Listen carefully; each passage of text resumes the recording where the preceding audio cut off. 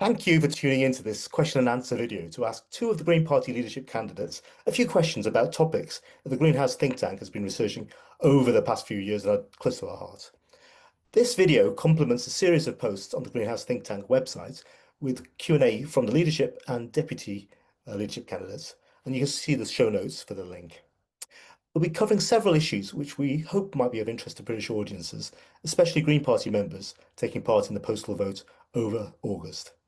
I'm very pleased to welcome Deputy Leader of the Green Party and London Assembly Member Zach Polanski and Joint Party Leader and MP for Waveney Valley Adrian Ramsey, who has paired up with MP Ellie Chowns as joint candidates. Thank you, gentlemen, for participating. I know you've been debating with one another over several times since the nominations were announced, and you've a busy schedule ahead of you over the next few weeks, so I'm really grateful you've made the time. And I'll turn to you, Zach, for the first question. The Bank of England could expand money supply in coordination with His Majesty's Treasury to generate funds for investing in greening our infrastructure. Do you support such ideas? If not, how else should we fund the green transformation of the economy? Anything we can do, we can afford, and ultimately we should look at fiscal expansion. The only limit should be inflation and our resources. But with the Green Party, we know that we have ecological boundaries, and that largely is our resources. So, of course, we shouldn't be pushing at sustainable boundaries and we shouldn't be pushing at ecological boundaries. What we should be doing, though, is investing in capital infrastructure, particularly against the climate emergency, to make sure we're investing in future jobs, in future capital infrastructure in terms of the ways we get about, the ways we heat our homes. All of these things are waiting to happen and need to happen anyway. We know that during COVID, the government did make changes and they responded to a crisis. We are in a climate crisis right now. And during COVID, we were lending money to banks and we are now still paying interest on that money to corporate capital.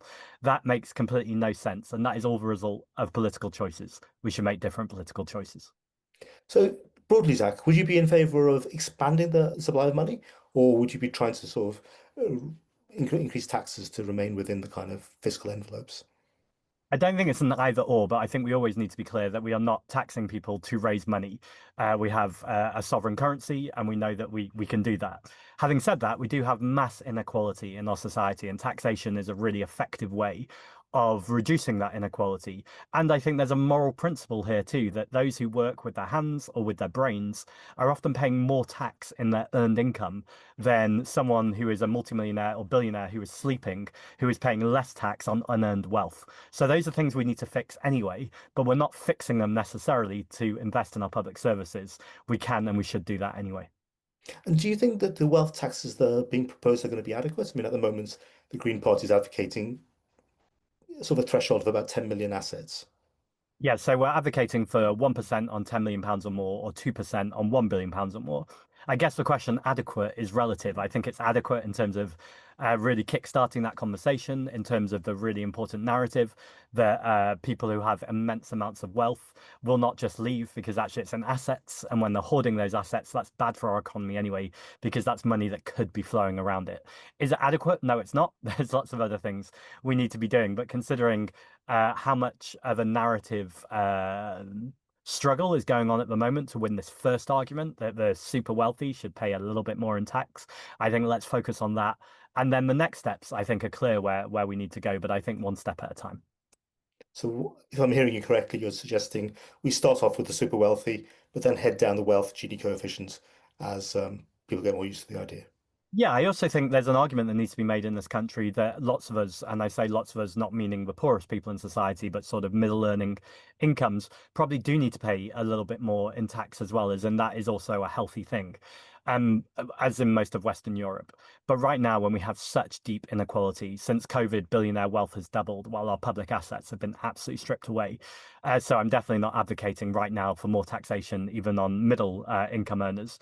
But I do think generally there is a job to do to have a more positive conversation in this story around taxation, and the even more urgent conversation to separate the idea that our national debt, as it's called, is a bad thing, because ultimately that national debt is often money that is going straight into our public services. And having a budget surplus actually means austerity, or we have prevented putting money into our public services. Those are complicated, nuanced things to communicate, but I'm absolutely convinced the Green Party have a major role in doing that in the future. Well, question for you now, Adrian.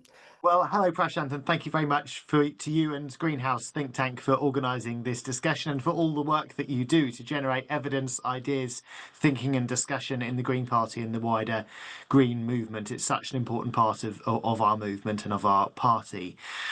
This is a really important question because at the general election last year, we put forward a bold manifesto and a credible manifesto for how we could bring about a different future, a greener future where we have the transition to a green economy across every aspect of what we do to tackle the climate crisis, tackle environmental pollution, create the jobs that we need, create a more equal society.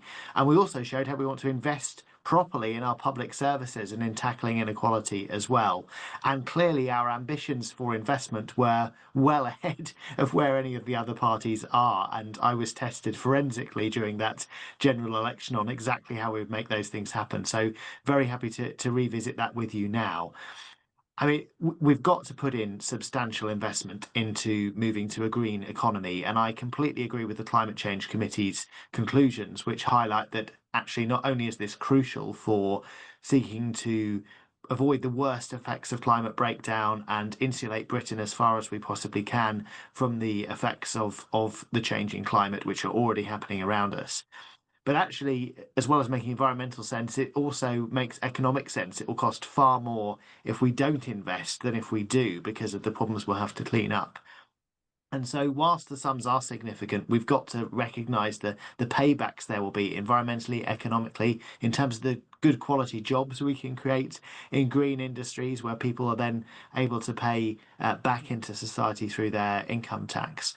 And so I want to see that investment happen. And a lot of that investment is about capital infrastructure, isn't it? It's about the new train routes, it's about the new renewable energy systems that we want to see, about insulating people's homes. It's about the infrastructure we need to support our farmers to produce more food in the UK. And when we're looking at capital investment, there's a number of ways we can do that. I mean, the conventional route is through government borrowing, which is an efficient way to do borrowing to invest in the things you need for society. But direct money creation is also another way of doing it, is another perfectly valid option, as long as you do it in a responsible way. And the Green Party's policies, which do envisage having a national monetary authority that oversees how we would do money creation, both in terms of democratic responsibility, but also making sure you've got the right expertise from economists um, feeding into that, because if you produce too much money in that way, it can lead to inflation, which is not what we want to see, that we know the impact that has on people. But at the same time, there are ways of creating money or borrowing to put that investment that's needed into creating a green economy for the future. And it's absolutely essential that we do that. It goes back to the ideas of the Green New Deal from 2008 and before and since, where green economists have argued very strongly we've got to put that investment in that will enable us to get to a better form of society where it is cheaper for people to get around. We've got cleaner air, we've got good jobs in clean, renewable industries, and we're producing more of our food locally and being Thank more you. sustainable in that way. If I may just push on that, I mean, you mentioned a green monetary authority. We already have a Yes. monetary authority, the Bank of England. Are you talking about anything other than that, or are you talking about the Bank of England? I'm talking about the idea of a national monetary authority, which is in the Green Party's policies for a sustainable society. And the idea of that is that you've got a body that has oversight of how you do spending. So if you are creating money to invest in capital infrastructure, investment in a green economy, then you're doing that in a responsible way. And it has to have some democratic oversight, absolutely, but also input from economists to make sure the wider impacts on the economy are as we'd want there to be, because we are working within an international economic framework. That's the reality. But actually, I think that the markets would understand and respond positively to the right sorts of investment. That's what Greens absolutely want to see.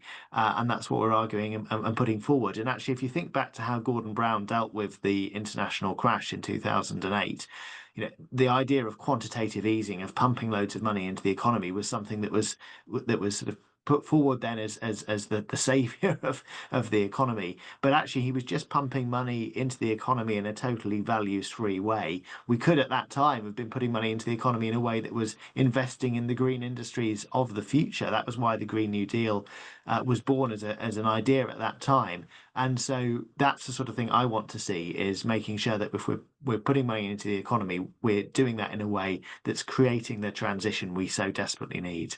Thank you very much, Adrian. The second question now. We know that the Green Party wants to significantly increase its representation in Parliament from the present 4 MPs and 2 baronesses, but this wouldn't necessarily change the UK's political landscape very much. What would success for England and Wales's Green Party look like to you? And please don't feel obliged to answer in terms of electoral success. It can be more than that. Well, I'll give an electoral part to the answer and a non-electoral part. I mean, on an electoral part, imagine if after the next general election, rather than having a horrific reform-led government, Labour are a bit short of a majority, and we've got enough Green MPs there to have a big impact on the future direction of our country and all the things that we want to influence as Greens, on climate, on inequality, on restoring public services.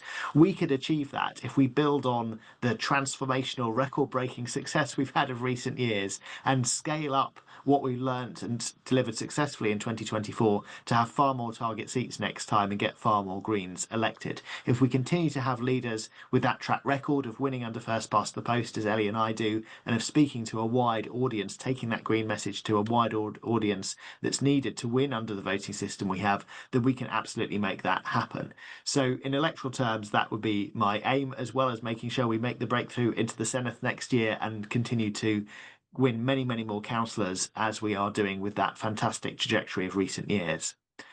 But it is also about the impact we have when we get elected at all levels of government. And to take what Ellie and I and Carla and Sean are doing in Westminster as an example, there are plenty of examples of where we've come together with progressive MPs of other parties to press for things that have changed the government's direction. For example, when it was bringing in the horrific cuts to PIP that were going to affect some of the most ill and disabled people in society, the government backtracked from a large part of what it was proposing because of the cross-party strong strength of campaign, reflecting what the country felt on that issue and reflecting disabled people's voices on that crucial topic. If we continue to push Labour on these things, I really hope we can influence the agenda more broadly. So, for example, the Green Party's long calls to tax wealth fairly are now getting wider support from other MPs, from Labour backbenchers, from people across Parliament. We need to keep that campaign going.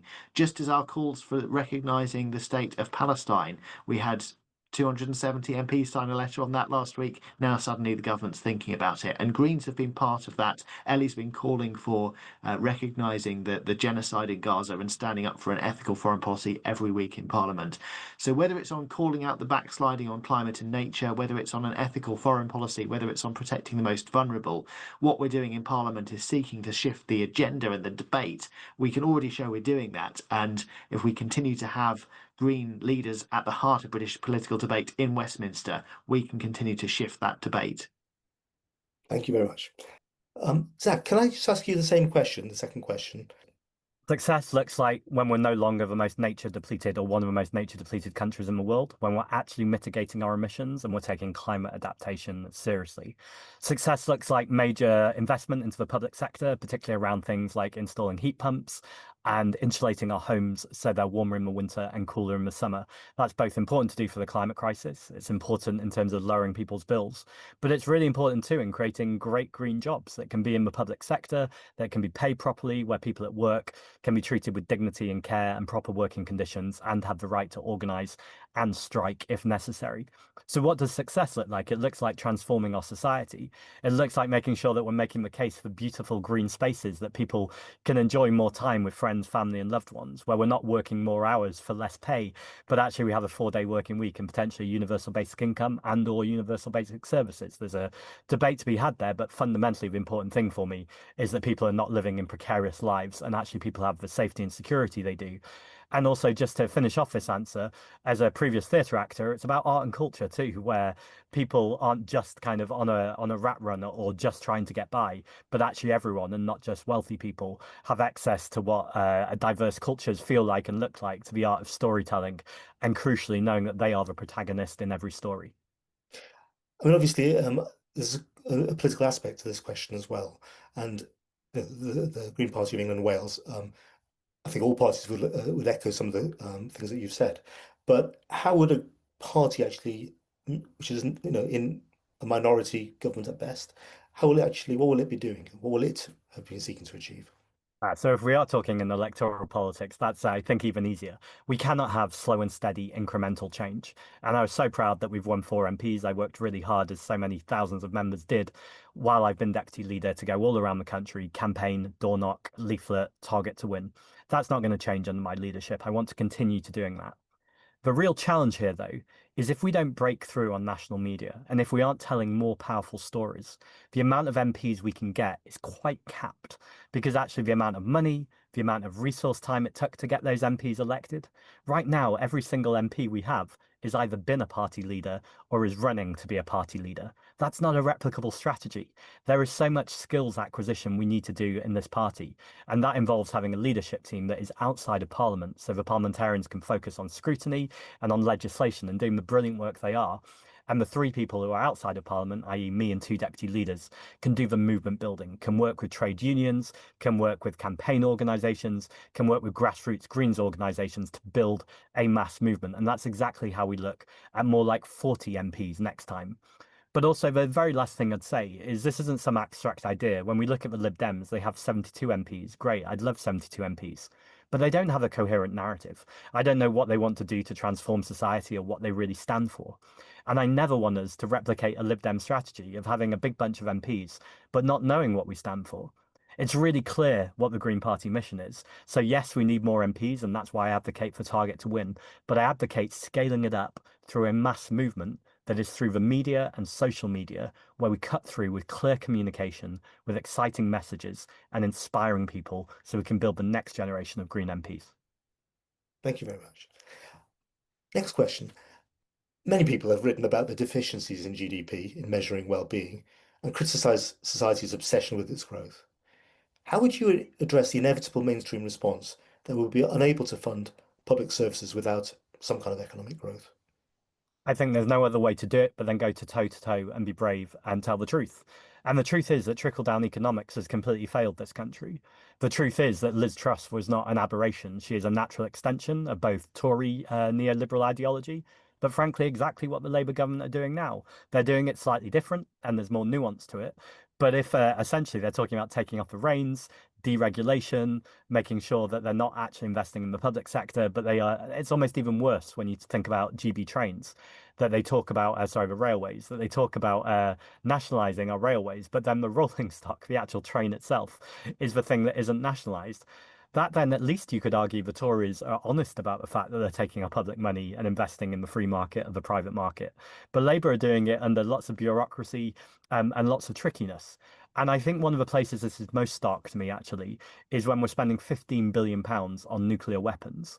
And when initially it was 2.5% of GDP that was absolutely vital to ensure our security, then it was 3%, and now it's 5%. The way these numbers get bandied about, I think, exposes the complete deficiency in the GDP model. Because essentially the argument is if a country gets more prosperous, in some ways we're more at threat, so we need a bigger military. Or if somehow we were in a recession, that should be the time to reduce our military, when you could argue that's a time when you're much more likely to get civil unrest, fascism on our streets, etc. So this relationship between the defence spending that we do and the GDP is both nonsense in itself, but also the biggest problem with GDP is if I go for a run because I want to get healthy, that's great for me and it's also great for the National Health Service, but it doesn't register in any kind of financial measure. But if I buy a plastic water bottle or I go to a gym and spend membership, but while I'm there, I eat a burger and don't actually work out, that's great for GDP and apparently great for people's health. But clearly, that's a complete nonsense. So where I'm getting to is we need to measure things accurately, and that cannot be GDP because the very person who co-designed the concept says it's a terrible way to measure health and well-being. So why are we not looking at our mental health crisis and talking about what the more positive communities look like, and of course, individual well-being?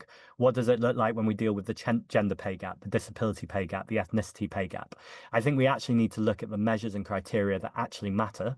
I think different ones will matter at different times, but the idea that GDP is the one, I think often it's the least one that we should be paying attention to, yet it's dominated the narrative for so long. So if I may paraphrase you for a moment, so I think what you're saying is that on the GDP as an efficient measurement of success, we need to have a broader basket of indicators, and GDP may be one, maybe not. But on the issue of how we actually finance and how big the cake is that we're trying to reallocate, you're talking about reallocation rather than a focus too much on the trickle down kind of concept of grow, and then it'll be passed down to the needy. Well, there isn't a limitation to the cake other than our ecological boundary, and for that, I think donut economics has a lot to be taken from. But if we take from that question that we're not hitting ecological boundaries, although of course in many areas that we are, but if the limit is not the ecological boundaries, then we know we've already talked about that in fiscal terms there isn't a boundary if we're investing. There's a big difference between borrowing money or quantitative easing or money creation to fund unfunded tax cuts. That is a must never do.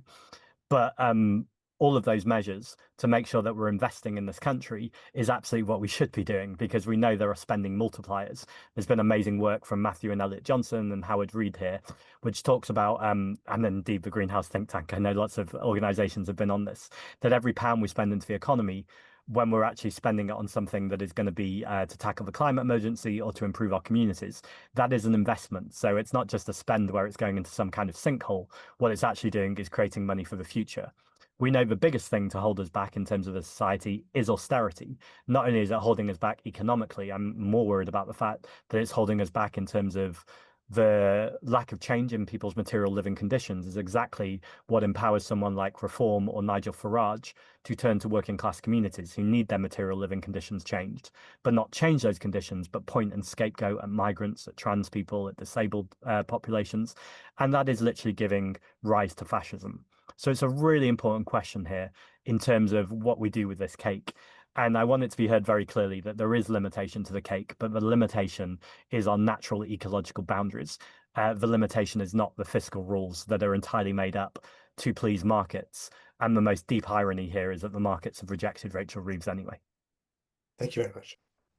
This is such an important issue, and I used to be a lecturer in environmental politics and economics, and I spoke to students a lot about what are different measures of economic success. How can we get beyond this really blunt instrument of GDP that measures all economic activity equally and doesn't account for the fact that we've got air pollution, which is causing deaths and illnesses around the country, that we've got we're not living within the natural means of the planet. We've got runaway climate change. We've got one of the most nature depleted countries on earth, and we've got an unequal society as well, where we're not meeting people's basic needs, whether that's in terms of income for the poorest or whether it's in terms of the NHS that we all rely on. So we need to have a different way of measuring economic success that's about the health of the planet, the health of society, whether we're meeting people's basic needs. That's the sort of economy that I want to see. And also, if we take that approach, if we recognize that, for example, if we bring in a redistributive tax policy where we are asking the richest to pay their fair share in tax, then the fact that the way you look at the level of economic activity happening changes completely, because you're actually redistributing a lot of that wealth to where it's needed and allowing government to invest in the public services that we need and invest properly in the green transition that will create a healthier future. But Greens look at these issues completely differently. If we have a society that's much healthier, that's more equal, we will prevent a lot of illnesses in the long term. We can have a big focus on health prevention. Obviously, that the people will still need the NHS for lots of things, but we could, over the long term, we could create a healthier society where we are reducing the demand on public services. But for the foreseeable future, we've got to put the investment in that's needed. And we absolutely always have to make sure that everyone has access to the services they need. Thank you. I mean, one of your points is really that rather than the focus being on economic growth, we introduce a wealth tax, so there's a reallocation of existing economic activity. But again, the kind of charges that such a wealth tax might cause people of wealth to leave the country. So how do you sort of counter this if we don't want to grow, but we want to tax the existing wealthy people, but that's the most mobile people? What do we do about that conundrum? Well, we put forward a proposal for a wealth tax in our general election manifesto. We've been working with the patriotic millionaires on that, and we've also been working with various academics on that who've modelled up how a wealth tax could be implemented and have actually made an assumption and accounted for some people leaving the country as a result. Now, I don't think that would be many people, because actually, if you look at the reasons why people are in the UK, it's the same as you and I. They have family roots here, they love being in our country. It's not as simple as that for people to just up sticks and go. And yes, a wealth tax should, account for there being some attrition, but I'm not expecting that to be significant. And we're actually seeing growing calls for wealth taxes in a number of countries. So we can look and see, well, what's going to happen in France and elsewhere where wealth taxes are being introduced, and how is that best managed? Apart from climate change, there's little discussion of the threats from novel chemicals, eutrophication of water, and loss of biodiversity. How do you think we can raise voters' awareness and start meaningful policy change about these threats within the UK? And how else can we engage internationally on the boundaries that we're breaching? I'm really glad you're asking this, because we've got to recognise that climate breakdown is a massive threat. It's right happening in front of us now. We've got to adapt to the changes in the climate that are already happening. That's not easy, but needs far, far more government focus. And yet, there are also many, many other environmental challenges that don't get the same level of focus. And that includes the fact that we are one of the most nature depleted countries on Earth. And as you say, our rivers are deeply polluted. It's a sign of human behaviour having a huge impact on our natural environment, and then affecting people as well. People who want to be able to enjoy the rivers. We all need good quality water. It affects tourism businesses, it affects wildlife. These things have a huge impact on people up and down the country. And so I think the idea that people are behaving in a way that's not respecting planetary boundaries is one that most people can identify with, because the river pollution and pollution of our seas is something that has caught people's imagination. So we do, as Greens, need to make sure that not only are we communicating our policies that we want to renationalise the water companies and ensure that the investment is going into fixing our crumbling infrastructure, not into shareholders' pockets. That's a popular policy that this government hasn't even been willing to consider. But at the same time, we need to get across this is an example of how we have had a degradation of our natural environment for a long period of time. And in a country where people, are known to love nature, love animals, we are seeing some of the most worrying signs of nature depletion. And I think people at an instinctive level do get that. But I think as Greens, we must not shy away from talking about these issues. And actually, the sorts of issues that Greens have been talking about for decades, the idea that there are limits to growth on a finite planet, that we are impacting the natural world. That's an idea, whose time has come in terms of the public being ready to hear these issues.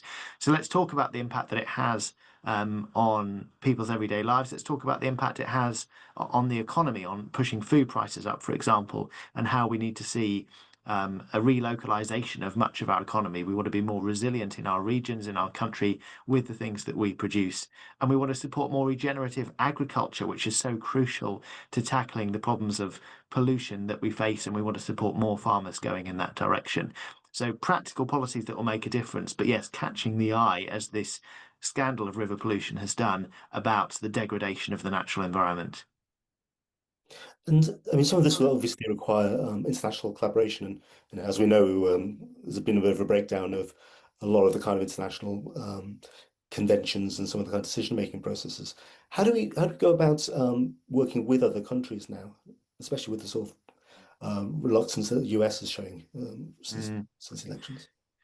Well, it's crucial that we do, and we have international collaboration wherever we can achieve that. And yes, the US has been deeply irresponsible, both on climate, but on other environmental policies and on its approach to trade.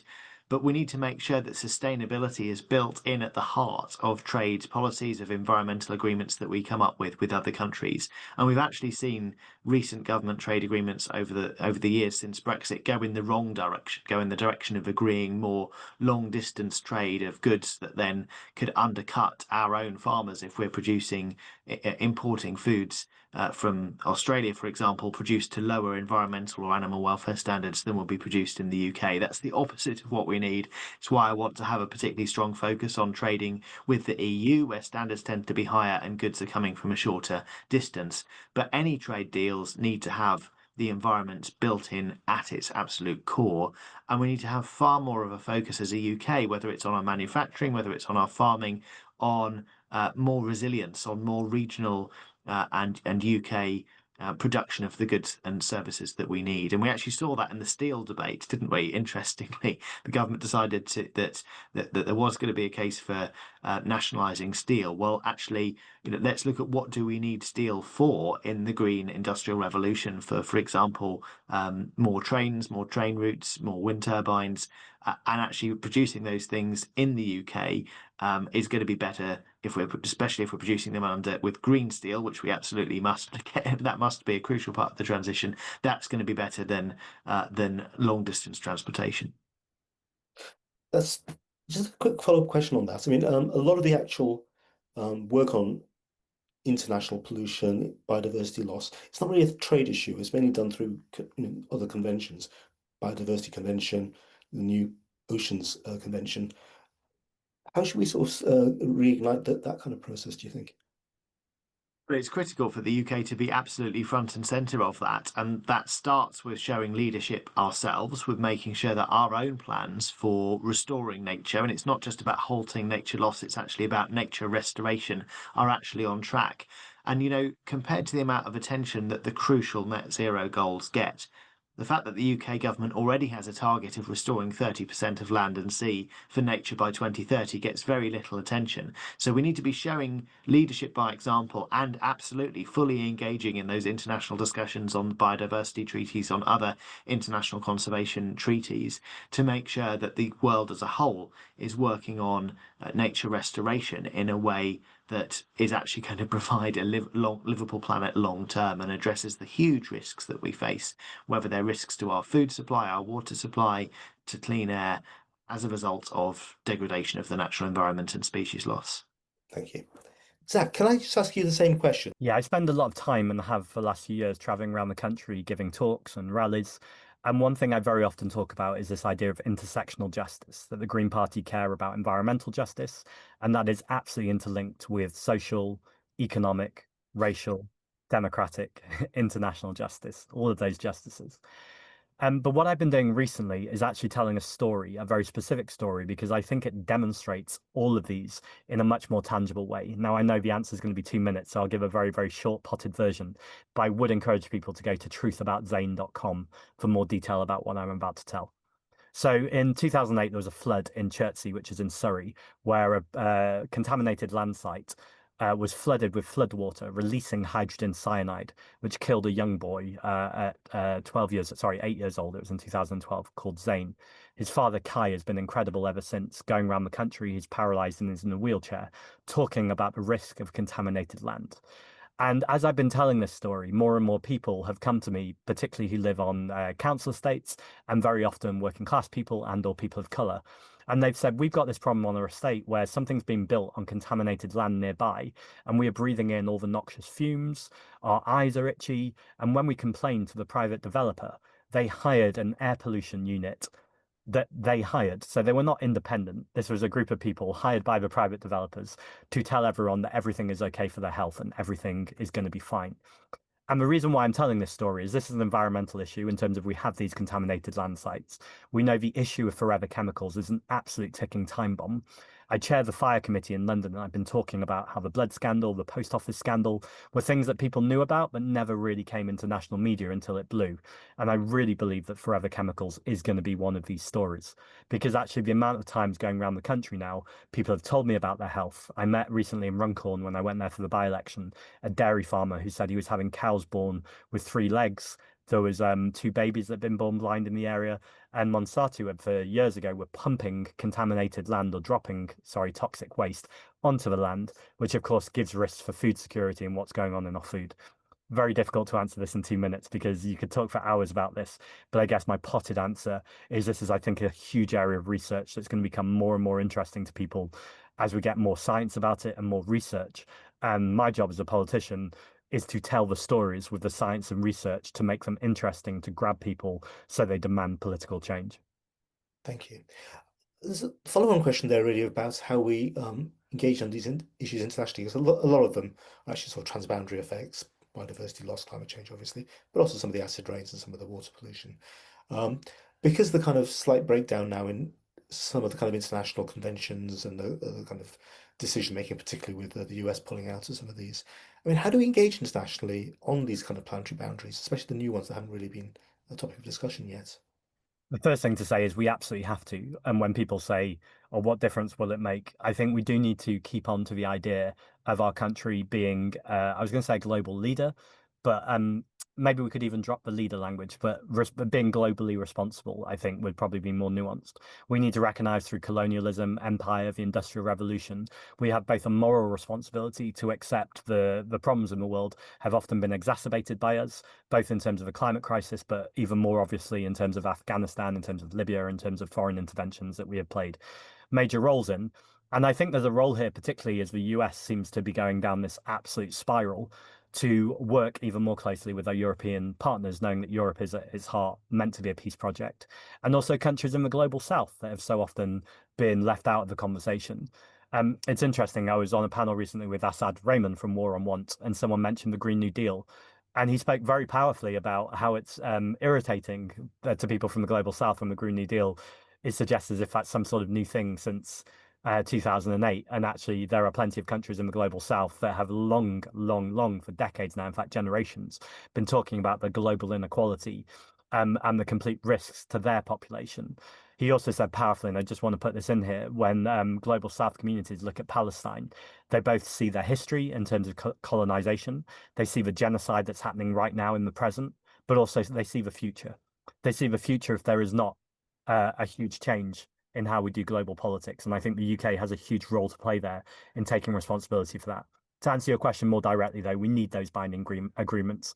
Global problems require global solutions, and it's never going to work in isolationism. We ultimately need to make sure we're at the table, that we're showing, again, global leadership, stroke, global responsibility, and making sure when we're at that table, we are engaging in those conversations with dignity, with respect, with humanity. And that the Prime Minister, or whoever it is there, is not always there in just a self-interested reason. And again, I come back to the power of storytelling. I was going to say he or she or they need to be able to come back to the country and speak to the country and bring them with them. So things feel like they're co-designed, because I think far too often people feel like things are done to them rather than with them. And again, I think that's one of the leading causes of fascism.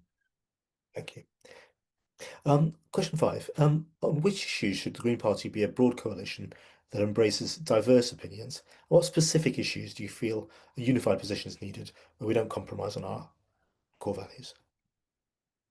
I'm really pleased you're asking me this, because I read your two amazing blogs yesterday that were a response to the written questions that we answered. And one of them picked up on my phrase about that political parties should be broad churches, but even broad churches have walls. And they came back with the brilliant retort, I think it was Nadine, to say, should we be building walls when we should really be building bridges? And I disagree with that. I want to build bridges. I want to build bridges with lots of people and lots of communities, marginalized communities, communities of color, working class communities, people who are on the front line of the climate crisis, for people who have done the least to cause the climate crisis, who are often being hit the hardest. But I don't want to build bridges with people who are not fundamentally in an anti-racist movement. It's not good enough just not to be racist. You have to be actively anti-racist. It's not good enough to just not be not transphobic. You have to be actively anti-transphobic. You get the point with each of these measures. And so I want to build bridges with everybody who agrees with those values. And I think that's probably one of the broadest churches possible, because I think the arguments for liberation and for struggle are very easily made when they're told properly, because struggle recognizes struggle. And ultimately, anyone who is in a struggle, whether it's about their race, their gender, their disability, their income, their relationship to the world or to the climate crisis. I put, the 99% versus the 1% here. Shell, we are all in a struggle against fossil fuel barons who are destroying our planet, who knew exactly what they were doing and continued to do it. And so when I talk about the 99% versus the 1%, I sometimes get accused that that's polarizing language. Well, yes, it's polarizing and divisive, but it's divisive to the 1%. It's actually very unifying to literally every other person. And even then, it's not an attack on the 1%. It's saying to the 1%, many of whom do agree with this, that you should be paying more in tax, that you should be sharing your power and your wealth, that you should make sure that the rest of the 99% are at the table and you're not controlling the levers of the media, of the decisions that are made. You're not polluting our democracy, our environment, and our communities. I think all of that message is pretty unifying. So in terms of the broad coalition, I want the coalition to be as broad as it can possibly be, But you should never believe anyone who says that they want everyone to be in the coalition, because ultimately politics is about inequality and it's about struggle. It's about who gets and who loses. And ultimately, I want to make sure that the people who have the most to lose, or sorry, the people who are losing the most at the moment, stop losing. And actually, the people who have the most at the moment lose a little bit to share with the other people. But you can also make a very legitimate argument that they're not really losing. They live in a more equal society, and everyone benefits from a more equal society. I think that story is dying to be told. I can imagine that there's quite a few people that might violently agree with you on many of the things you described, but then disagree on one or two. So, for instance, I can imagine the Conservative Party voters who totally agree with you on many of the things we talked about of planetary boundaries, chemicals, pollution, etc., but violently disagree with you on wealth redistribution at this kind of scale you hope for, I suppose. What would you say to those kind of people, and how would we kind of work with those kind of people? I had a very odd moment yesterday where Michael Gove was on a podcast and described me as incredibly charismatic. And I thought, oh, is something happening here where, I don't know if Michael Gove would entirely agree with wealth redistribution, but I think there is something there about reaching out to people. Um, uh, I don't think Michael Gove's going to shift on this, but reaching out to people like the patriotic millionaires, I think they've done an amazing job in saying ultimately actually taxing us more is going to be better for the society. Now, there are people like the Patriotic Millionaires and lots of other groups that I think we can convince. I think to come to your question directly, there are some people that we won't convince because they utterly understand the argument. They utterly agree with the argument, but they are benefiting from that wealth. They are benefiting from that power. And that's exactly why a totally unifying message is never going to work, because it presumes that everyone is acting in good faith and that the inequality we have in our society is somehow an accident that has just happened as if nature intended it, as opposed to this has been the result of generations of consequences, particularly for people of color, suffered the worst consequences of this, where often through violent revolution or violent upheaval, whether it's through the feudal system, whether it's the peasants' revolt, very often people have come back and struggled. And I've been reading a book at the moment about Chile and Hollande in the 70s, and the fact that even then it looked like exciting things were happening and the establishment absolutely crushed him. We saw this with Yanis Varoufakis. We've seen it with Jeremy Corbyn. We know that when socialist powerful voices make the case, the establishment will always lash back. So I don't think we're going to win them over by appealing to them more. So in some ways, my answer about Michael Gove was completely the wrong answer. I don't think we win them over with charisma and subservience. I think we win them over actually by being really firm about what we stand for. And I think the powerful storytelling is for the rest of the population, so we can stand shoulder to shoulder and tell them this has got to change. And sorry, and finally the media is absolutely controlled by a few multimillionaires and billionaires. I think it's three or four people who own the majority of the media. Things are changing though now with social media. Obviously, that's problematic too in terms of its algorithms, but there are ways around it. I released a video last week about migration. It's had over 3 million views on lots of platforms. I think if we can find these ways to tell these powerful narratives that ultimately outline, yes, the policy, but even more importantly, on top of the policy, the emotive storytelling, that's how we change things. We cannot just do emotive storytelling. If it's not grounded in policy, then it's just nonsense and it'll fall down. But the policy itself is never enough. Thank you. Well, a question for you now, Adrian. Of course, we can't compromise on our core values. And let's look at what makes the Green Party what it is. What makes us who we are is we're the only party that recognises that we've got to work within the natural limits of the planet, that we've got to avoid runaway climate change, we've got to restore the natural environment, and we need to distribute natural resources in a way that enables everybody to meet their basic needs. Inequality is inherently linked to the degradation of the natural environment, because if you've got a very, very unequal society where the poorest people cannot meet their needs, then that is actually exacerbating environmental degradation as well. We've got to share more equally if we're going to stay within the natural means of the planet. And most importantly, we've got to share more equally if the poorest people around the world and in the UK are going to be able to have not only their basic needs met, but have a decent quality of life. And those basic principles of a more equal society, of a livable planet, of restoring the natural environment so that we've got a good quality of life, those things are core, absolutely core to what the Green Party stands for and to our roots. And I can't imagine anyone would want to be in the Green Party if they didn't stand for those things.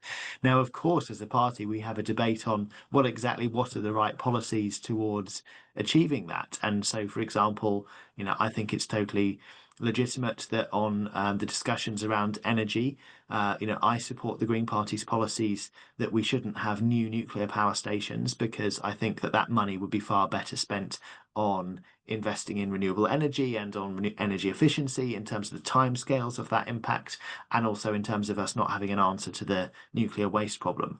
But I think it's completely legitimate for other people coming from the same set of values to argue that they think that new nuclear should be part of the mix if they want to make a counter argument to why they think that's better for solving the problems that we face. So if there are specific policy debates that we're going to have that are within those broad principles of what we come together to stand, I think we should it's not only about tolerating that, we should embrace that as a party. We should embrace the fact that there's going to be open discussion about, okay, well, how do we best achieve those big values, big scale goals that our party has? Our mission is too important to narrow down the scope of people in the party by saying you have to support every last letter of what's in our long policies. We've got great think tanks like Greenhouse doing work on, well, what does a post-growth society look like, for example, that really feed into these discussions. And, it's part of our democratic zeal of the party that's always been in our ethos to have open, respectful discussion on different issues. That must continue, with us all, of course, working for the same big goals that we stand for. Thank you very much. Last question. It's about the good life. Mm. What one of the two things would you focus on to convince people that voting for a green future will provide their families with a good life? Well, there are so many things I think about Green Party policies that would actually lead to a better quality of life. It's quality of life rather than growth at all costs is what the Green Party stands for. And there, are so many examples that we could quote in that. I mean, let's take housing, for example. The fact that we're willing to stand up to this government that wants to just put in place big targets for house building without clear targets for social and affordable housing, that's just going to be a developer's charter. So we want to make sure that everybody has good quality, affordable housing to live in, whether that's affordable to rent, often far more social rent we want to see, or affordable to buy. So the good life has to start with the basics, and that includes things like bringing down people's bills. We are the party that will invest in home insulation, that will have a more resilient economy where we're not seeing the price of energy and food skyrocket because of an international war. So we want to make sure that those things are on a sustainable footing. And then our policies on the natural environment, whether it's on air quality, clean air in our cities and our towns and our villages, whether it's on clean water, on addressing the sewage crisis, this will impact people's quality of life in their local communities in a very real way. So I think it's whether it's quality housing, whether it's people's bills, whether it's a natural environment, these are very tangible impacts for people that we need to get across is about what we mean when we say quality of life is what comes first. Thank you very much. Just a quick follow-up question on that. I mean, your first point was about affordable housing and increasing the sort of proportion of affordable housing being built. What Yes. do you mean about that? Is that a numbers game, or is it a sort of a depth of discount? What is it you have in mind? Well, we put forward a clear policy on social housing at the general election in terms of the numbers of social homes that we want to see built. It needs to be easier for councils to build council homes, easier for them to borrow money to do so. I know lots of Green councillors around the country that want to do more building of council homes, and that has to be the top focus because that's ensuring that when people need council housing and need to be able to need council housing to be able to have a decent quality home, that's there for them. What I think it's also about, though, is as well as having clear numbers for social homes, is clear numbers for homes that are more affordable for people to buy. So in my constituency, for example, and people say the same to me around the country, the homes that they're seeing being built are luxury affordable homes that are out of the reach of most local people, including young people who are trying to get their foot on the property ladder. I mean, that is out of the reach for a lot of people as it is, but even for those who are getting to that stage, we need to make sure the homes that are being built are actually meeting local need. And too often we see that not being the case. So we've got to be stricter with developers, both at government level and at council level, in the types of homes that are being built and ensuring the services that go with those homes are adequate as well, that there's new doctors and dentist places that the developers are required to invest in as part of these profitable developments. Thank you very much. The good life is so important. I think all of us on the left need to talk about it more often. We very often talk about those dystopian futures, and when you think about sci-fi, it's always about what the world's going to look like when we're at war, or at the climate crisis, or at the rise of fascism. And I think those are all legitimate things to be concerned about. We know from the doomsday clock, but more generally in the way that things are going on in the world, that we are marching towards those outcomes in lots of ways. But I think we need to imagine and hope what a better future looks like. And I think artists play a key role in this, in imagining through film, poetry, songs, theatre, whatever it might be. And crucially, I used to work in community theatre, where you encourage people, particularly marginalised communities, to tell their own stories. Augusto Boal calls it rehearsing the revolution. So it's a very interactive theatre where I used to play the oppressor, as they would describe it, and they would challenge me, and I would challenge them back. And what you're doing is encouraging people to find their own agency, their own power in how they challenge these narratives. I'd love to see more facilitated work going on in communities where we imagine what would good look like. We imagine what the better future would look like. We imagine what it looks like when we have worker control in our organizations, when people are able to have incentives and again, agency. It keeps coming back to agency in how they live their lives. When we know that in terms of the public spaces, this awful public-private partnerships, I won't go off on one here, but it's one of the my pet hates is these spaces, particularly in the cities, that very often look like they're public, but then you'll see a sneaky sign that says CCTV, no eating in this space, no skateboarding, no ball games. Now, all of these things can seem a bit innocuous, like why would you worry about them? But they're an absolute creep where our public space is being taken away and private capital is literally informing the very physical place that we have. At the same time that community centres have been absolutely demolished and decimated. Thatcher said there's no such thing as society, and that was kind of an abstract idea for her. But now, in the destruction of these physical spaces, I think that's what's coming true. I think what the good life looks like is re-looking at community. What does it look like when people can eat together, when people of different cultures can come round? Whether it's on the road, that should no longer be a road ideally, but actually should be space for people with disabilities to get around, for active travel, where we plant trees. Very often outside a school, if there's a road, if you put cones in front of the schools, what do the kids do? They immediately get out and play. Now that's the kid version of it, but the adult version, what does it look like if we have more space to play? What does it look like if we have more creativity? What does it look like when we feel more rooted to place? Less politics in terms of formal party politics, and more kind of organizing within the community. And I think in Belgium, the Workers' Party have done amazing work around this, around organizing around libraries, community centres, food banks. What does it look like when people have the power? Thank you very much, Adrian and Zach, for sharing your ideas with us, and best of luck with the remainder of your campaigns. Thank you. Thank you very much, President. Thank you. Right. Perfect. Thank you so much. Take care, all. Nice to meet you all. Yeah, thank you. To find out more about Greenhouse Think Tank or see more about the actual questions and answers from this debate and also the deputy leadership, look at our website. That's at greenhousethinktank.org. Thank you very much. Bye bye.